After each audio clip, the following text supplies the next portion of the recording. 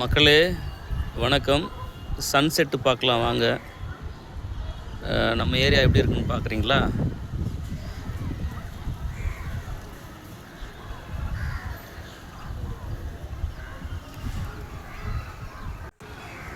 அதுதான் சரவணா ஸ்டோரு.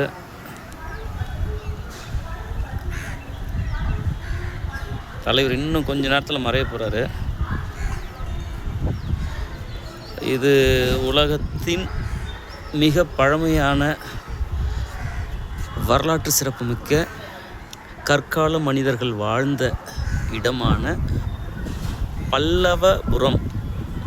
அந்த மலை தான் நீங்கள் பார்த்துட்ருக்கீங்க. அங்கே அந்த தூரத்தில் உங்களுக்கு தெரிகிற அந்த